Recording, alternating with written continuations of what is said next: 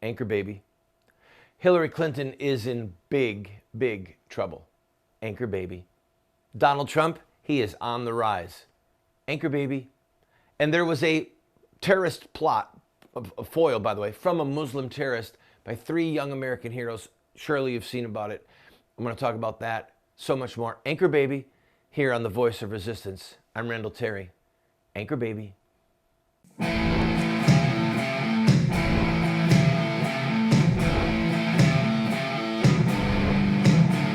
Those who forsake the law praise the wicked.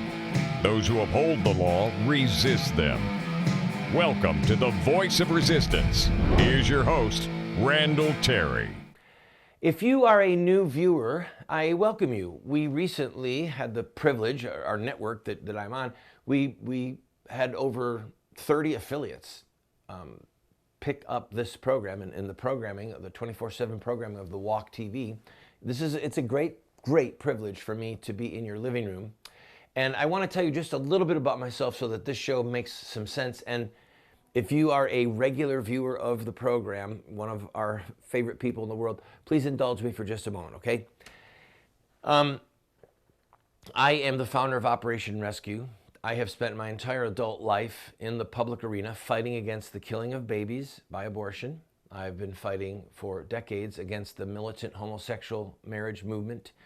And I have a master's degree, believe it or not, from a military university in diplomacy and international terrorism. So a good deal of this program revolves around international affairs and specifically on Islamic terrorism, on Islamic nations. And I've had my life threatened many times, had to move under duress. Had the FBI once come and warn me, local police come and warn me.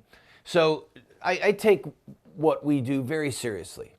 I take it very seriously. But I fear God more than I fear man. And there's a phrase from a great writer, G.K. Chesterton. He said, "That which is ridiculous deserves to be ridiculed." And you might remember in 1 Kings chapter 18, the prophet Elijah, who challenged the prophets of Baal to a contest. And he said, you build a big pile of wood and cut an oxen up and put it on top, and I'll do the same, and we'll call upon our gods, and the God who answers by fire, he's God. You remember that story? And when the prophets of Baal were dancing and cutting themselves, Elijah mocked them. The Bible says Elijah mocked them. Sure, he's a God. Maybe he's on a trip and you can't find him. Maybe he's going to the bathroom and he can't be disturbed. Maybe he's asleep and you just can't wake him up. So, all of that to say, you will hear me say things and see B-roll, things that we put up, that are probably a little on the jarring side for you. And the only reason it's jarring is because we've become so politically correct as a culture that when people say the truth clearly, there's a verse in Hosea that says the prophet, not that I'm calling myself a prophet, but the point of is this, that the prophet is considered a madman. In other words, somebody who speaks the truth clearly is called crazy. So you'll hear me say without equivocation, abortion is murder. Homosexual marriage is a sin against God, a crime against man. Islam is Orthodox historic Islam is a threat to human liberty, and it's incompatible with human rights as they have been given to us by God and explained in our Declaration of Independence and in our Constitution. So I hope you stay with me. If you stay with me, you'll find this refreshingly abrasive. All right, let's use that. I've got to talk about our dear friends. In fact, let's do it right now. God bless these 3 young men who risked their lives to stop the Muslim terrorist who could have killed dozens, scores, maybe even over 100 people. Thank God that they saw him, that they tackled him, that they knocked him out, they subdued him. And as you know, if you've seen any of the footage, they're very self-effacing.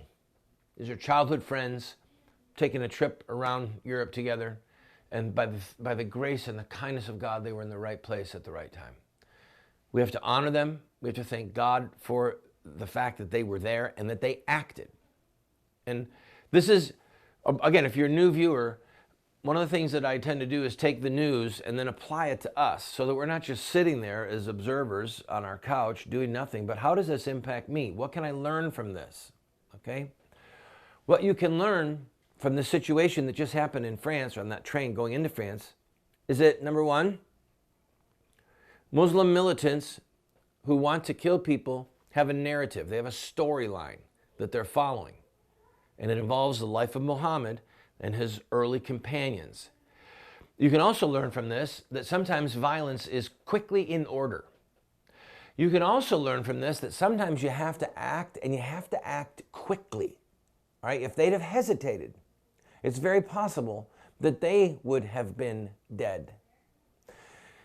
So when lethargy and cowardice reign in the world, when political correctness has shackled us, when fear grips us, or fear of our reputation, fear of people saying that we're too radical, when fear has literally disemboweled us, put shackles on our feet, when we see examples of courage, it's inspirational.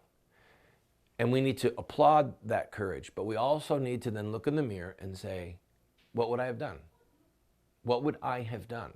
Would I have been ready?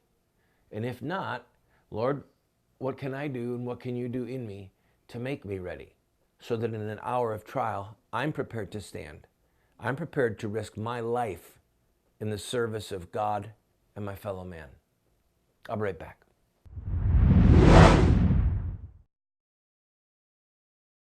Thanks to friends like you, we have state-of-the-art cameras and state-of-the-art teleprompters and state-of-the-art gear here in the studio. We have one big need, however. We have not yet been able to upgrade our computers. The computers that we use for a television broadcast or to create a documentary are not like the kind that you can just go buy at Best Buy. They are expensive because it takes so much horsepower to create TV series and or documentaries. So I'm asking you, if you want to see this show grow and you want to see us finish the What Would Mohammed Do series, help us get these computers. 3 computers that we need right now are going to be just shy of $20,000. That's the kind of horsepower that we need. Go to the GoFundMe page you see right there. Watch the pilot for What Would Mohammed Do? And if you like the show, give us a gift.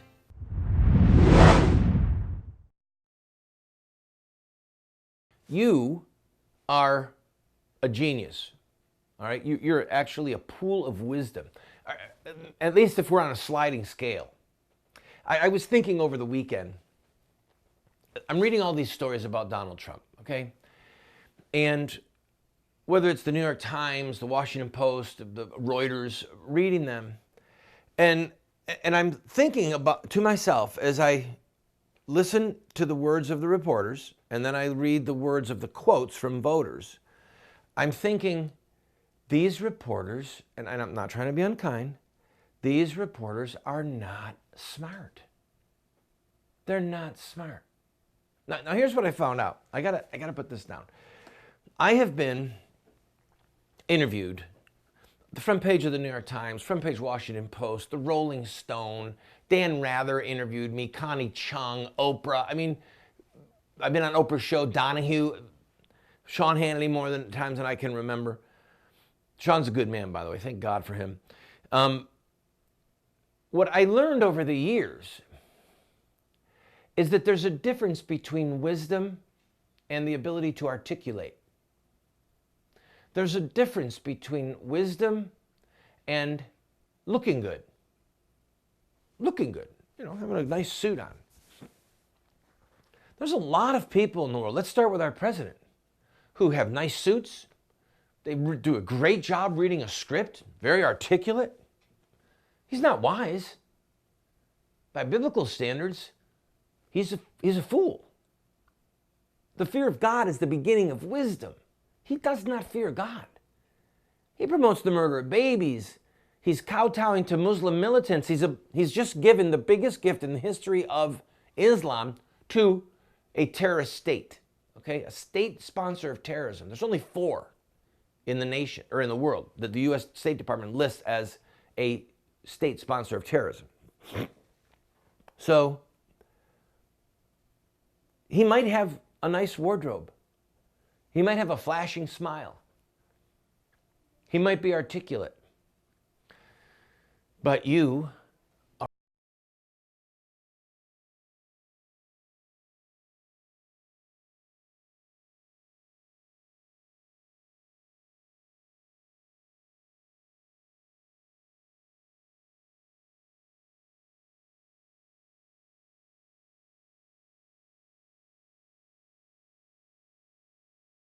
political battles for my entire adult life. I've run for office on 3 separate occasions. Or no, maybe 4. Yeah, 4 separate occasions. I beat President Obama in an Oklahoma primary. I beat him in 14 counties, literally, in the 2012 election, the Democratic primary. I eat this stuff up because the alternative to this stuff is shooting wars, okay? Assassinations, disappearances, torture, exile. I mean, the reason we have elections is so we don't have to revert to the brutality that centuries past experienced, and in some places still experienced today. So this stuff is important to me. So I'm reading these articles constantly, and I'm bewildered at the ignorance of the questions, the folly of the blindness of these people. And then I realized I have to tell my viewers how smart they are. Because you can lift up your voice and say, this politically correct stuff is garbage and it's destroying the country. You can stand up and say that, you know, when it's about anchor babies, okay? That's why I started the show, Anchor Babies. Because now the politically correct machine is trying to say that the term anchor baby is a slur. It's like a racial slur. Now you think of some of the bad racial slurs that no one should say, we don't say. Think of the racial slurs. Now you're going to compare those racial slurs to the term anchor baby? These people are out of their minds. It's like they're trying to outstrip each other in who can be the most ridiculous. And if you're not falling for it, you're smart. You're a genius compared to them on that sliding scale. So when you know something to be true because it's anchored in the Word of God, because it's anchored in the laws of God, because it's anchored in Christian history, about child killing, about marriage, about the threat of historic Islam, about how Christian communities and nations were just obliterated by the sword of Islam, and then you have the courage to say these things out loud, you show yourself to be more wise than the writer at the New York Times who just can't figure out, why do people like Donald Trump? I don't get it.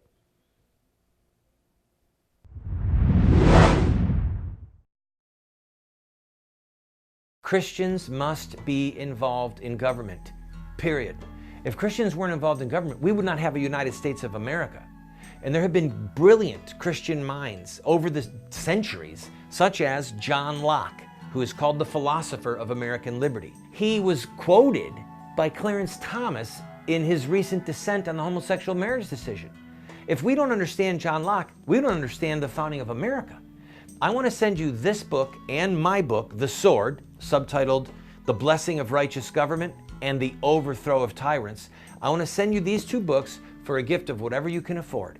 Pay the $8 shipping and handling, which does not cover our costs, and then give a gift of whatever size you want, and we'll send you these books. If you cannot afford anything but the $8, can't even afford that, write us a note, and we'll send them to you for free. I want you to have these books so that you can be better equipped to fight in the political arena.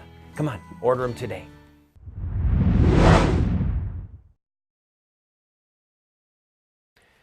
I want to give you some illustrations about what I'm talking about with the press.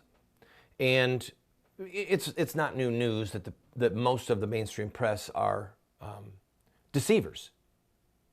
I'm in media, okay? I've been in media since 1989. In addition to all of my pro-life political activism, all the jail time that I've done, all the speeches and appearances, I've been broadcasting since 1989 on radio or television for most of those years and done tons of interviews on other people's shows, all right? I've been on the ground. I've interviewed big shots. I have an agenda. I have an agenda. I admit it. My agenda is to see truth prevail, to call balls and strikes. And truth is given to us by God, the Almighty, with a capital T, the laws of God. I want to see that prevail in the public square. And I admit I have my agenda. Guys like George Stephanopoulos, Brian Williams, these guys are deceivers. They are, in some cases, evildoers by how they craft the questions and what they're after, how they're trying to throw a frag bomb, a little hand grenade into the room. Listen to this. This is a small itty-bitty illustration, but I laughed when I saw it.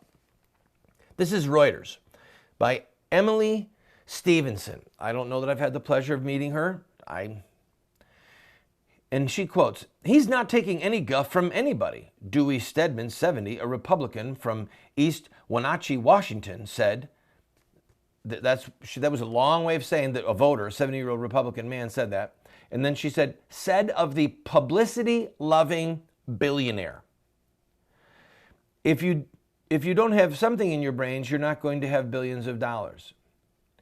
So she took this quote and then she said of Donald Trump, the publicity-loving billionaire.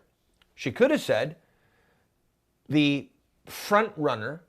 She could have said the Republican front runner for president. She could have said the successful businessman. Instead, she said publicity loving. Maybe, Emily, maybe that's really not what it's about on this particular situation. That's editorializing. That's you throwing mud at him. How can her editors not catch this? How can any of us trust them? All right, so here's the New York Times. This is really funny. New York Times reported that Trump may be more than a summer fling. This was written by somebody at the Washington Post about an article in the New York Times, okay? So we get the best of both worlds here. Trump may be more than a summer fling, to the chagrin of Republican Party leaders. The businessman, quote, has built a broad, demographically and ideologically diverse coalition constructed around personality, not substance. Go to the hot place, New York Times. How do you know that it's just about his personality and not substance? What is it? Is that the substance that you approve of? Did I just say go to the hot place? Can I say that was probably unkind of me? I'm sorry. I don't want the entire paper to go there. I really don't. Constructed around personality, not substance, that bridges demographic and political divides. In doing so, he has effectively insulated himself from the consequences of startling statements that might instantly doom rival candidates, the paper wrote, pointing out that Trump leads among Republican women, evangelical Christians, moderates, college-educated voters. He also leads among likely and frequent voters. Do you understand what this means? Do you get it? Forget the other candidates for a minute. And maybe the New York Times should go to the hot place because that's where a lot of their stories are born, okay? Trump is leading in every corner of the base that matters. I saw a poll over the weekend. He's stomping the others with evangelical Christians. He's got more than twice the support of Michael Huckabee. Michael Huckabee is an evangelical pastor. And Trump is beating him by more than 2-to-1 margin among evangelicals. Okay? If you look at these polls that are out there, the other candidates are in crisis mode. And they don't know what to do. But I'll give the New York Times and poor Miss Emily Stevenson from Reuters and this guy from the Washington Times, or the Washington Post, I'll give you all a clue. In fact, here's a quarter. Let me find a quarter, and I'll let you buy a clue. Hold on. I'm not sure if I've got a quarter on me. Oh, I have. I've got 2 pennies. I'll give you my 2 cents worth, okay? Donald Trump is surging ahead because of the unthinkable rage, the undescribable rage that so many Americans feel towards illegal immigration, towards bad press and unethical reporters like you. He's surging ahead because he's tapped into the anger towards political correctness. He's tapped into the anger against the Republican machine, the Republican Party in Washington, D.C., that promises us one thing and doesn't deliver. He's tapped into that anger. And because he says things that are politically incorrect, things that you reporters say when you're with your friends, you call people names. Yeah, you do. He says it publicly And then people say, well, we all talk like that to some degree or another. We'll give him a pass. Yeah, I really don't like that woman. I can see how I could call her a name. It's like he's doing us all a service to tear down the politically correct nonsense that has shackled us and made people afraid to hear and to say the truth. One last thing. I got to go. I get to Hillary and Biden. I don't trust Trump. I don't trust him. He's wrong on, so far he's wrong on Planned Parenthood. I want to hear him way more clearly on key social issues. But what he's done is he has paved the way for someone like Ted Cruz or Scott Walker, or please heaven forbid Jeb Bush, but he's paved the way for Alan Keyes someday. If I'm called, I'll serve. To be able to say the truth. To say the truth and not be apologetic. And when a twitty little media reporter, a little twitty reporter gets in your face, to tell him, no, you're wrong. Excuse me. I've done that before. And I love watching him do it because I've done it. I gotta go. I gotta talk about Hillary and Biden when we come back. Don't go away.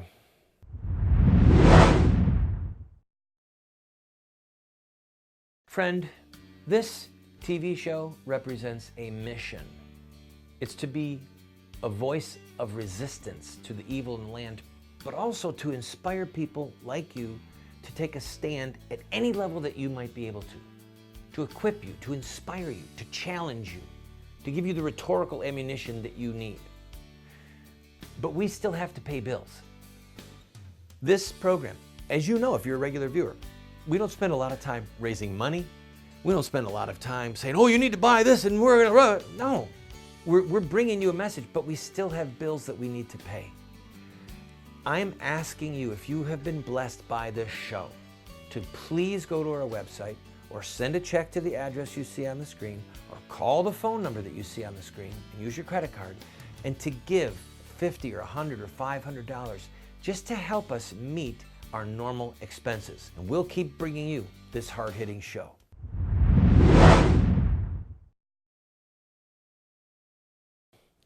Joe Biden, our current vice president, he is going to run for president. He is going to run. Take it to the bank. If I'm wrong, I'll play this tape, mark this, I'll play the tape and I'll eat my words. Humble pie. He's going to run. Now, if I was advising Joe Biden on a just strictly political level, on a spiritual level, if I was advising Joe Biden, I would say you need to repent, because if you died right now, you'd probably go to a very dark and hot place. Because he says he's Roman Catholic and yet he promotes the murder of babies and the assault on marriage. That puts him in big trouble with the Almighty, okay? So if I was advising him spiritually, I'd say you need to have a conversion, sir. If I was one of the sold out lackeys of the Democratic Party, sold out ethically, I would say to him, and by the way, it's important that we're able to put ourselves inside of our enemies' heads, okay? It's really important. I would say to him, Mr. Vice President, wait. Wait till the last possible second. Wait until more emails come out from Hillary's private server. Wait until an FBI or a Justice Department official says something that's more damning to the Clinton campaign about this being a criminal investigation. Wait for there to be a crescendo of people calling for you to run, to save the party from Hillary. Hillary is in deep trouble, people. With every passing day, she is in deep trouble. Her campaign is in trouble. Bernie Sanders, that left-wing wacko, socialist, he's not a wacko, he is crazy, but he's also a socialist. He's getting huge crowds. Hillary can barely fill up a small gym, and then she gets in a fight with the reporters, okay? Biden, every day that Biden does not announce is free press for him. I'm thinking, he meets with so-and-so, he met with so-and-so, he'll meet with big shot political people, he'll meet with big shot money people. And then at the last second, say, because people want me to run, I'm going to run. And then you will see a surge in his numbers, and it will help crater Hillary's campaign. God save us from Hillary, God save us from Biden.